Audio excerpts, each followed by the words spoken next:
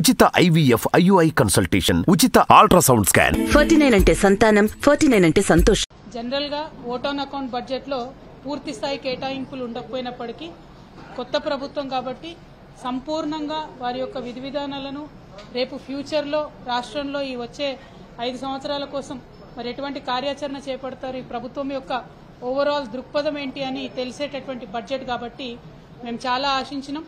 వారు పెట్టినటువంటి అనేక మేనిఫెస్టోల్లో ఉన్నటువంటి అంశాలన్నీ కూడా మరి వాళ్ళకి చెప్తారేమో. కేటాయింపు ఇంపార్టెంట్ కాదు, కానీ వారి యొక్క అవుట్లుక్ ఎట్లా ఉంది, వారి యొక్క దృక్పథం ఎట్లుంది అనేటటువంటిది తెలుస్తుందని మేము అనుకున్నాం. ఉదాహరణకు చెప్పాలంటే మైనార్టీ సంక్షేమం విషయంలో బోలెడని మాటలు ఇదివరకు వాళ్ళు మాట్లాడడం జరిగింది. ఇమాంలు మౌజాన్లకు 10,000 ఇస్తాం, 12,000 ఇస్తామని చెప్పడం జరిగింది. సపరేట్గా పిల్లల కోసం తోఫే తాలీం అనే కార్యక్రమాలు పెడతామని మేనిఫెస్టోలో చెప్పడం జరిగింది. కానీ వాళ్ళ మొత్తం మైనార్టీ సంక్షేమం కేవలం ఒక పారాగ్రాఫ్లో క్లోజ్ చేసేసి 2,000 కోట్ల రూపాయలు ఇస్తున్నామని చెప్పడం జరిగింది. అట్లా ఏదైనా కూడా మీదనే చెప్పిండ్రు తప్పితే సంపూర్ణంగా ఏదైతే ఎన్నికల ప్రచార సందర్భంగా మైక్రో లెవెల్ అంశాలు చెప్పిండ్రో వాటిని వేటిని కూడా బడ్జెట్లో పెట్టకపోవడం అన్నది ఈ ప్రభుత్వానికి చిత్తశుద్ధి లేదనేటటువంటి విషయాన్ని తెలియజేస్తా ఉన్నది.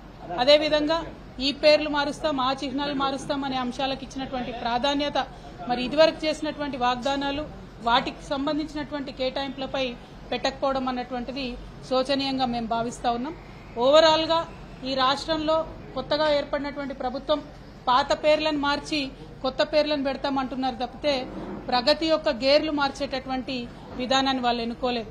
అంటే it is just a name changing government, not a game changing government అని ఈ బడ్జెట్ చూస్తుంటే అర్థమవుతా ఉన్నది. ప్రధానంగా మహిళలకు అదేవిధంగా యువతీ యువకులకు షాదీ ముబారక్ పేరు మీద ఇదివరకు ₹1,00,000 కేసీఆర్ గారు ప్రభుత్వం ఇస్తే మేము అధికారంలోకి రాగానే ₹1,00,000 ఒక తులం బంగారం ఇస్తామని చెప్పినారు. అది ఆన్ గోయింగ్ ప్రోగ్రామ్, ఎంతమంది ఏంది అన్నది ఎస్టిమేషన్ ఉంటుంది, కానీ దాన్ని కనీసం మెన్షన్ చేయలేదు. అట్లానే షాదీ ముబారక్ 1,60,000 ఇస్తారని చెప్పారు, కనీసం అది మెన్షన్ చేయలేదు. ఆశా వర్కర్స్ ఉంటే మిమ్మల్ని గవర్నమెంట్ ఉద్యోగులుగా చేస్తాము, 18,000 జీతాలు ఇస్తామని చెప్పినారు, అది కనీసం మెన్షన్ చేయలేదు. కేటాయింపు చేయకపోయినా ఒక ప్రభుత్వం యొక్క కమిట్మెంట్ ను చిత్తశుద్ధిని చెప్పేటటువంటి ఒక డాక్యుమెంట్ గా బడ్జెట్ ని చూస్తాం. కాబట్టి మరి ఆ యొక్క ఈ బడ్జెట్ డాక్యుమెంట్ లో ప్రభుత్వం యొక్క ఆ కమిట్మెంట్ లోపించిందని చెప్పి నేను భావిస్తా ఉన్నాను.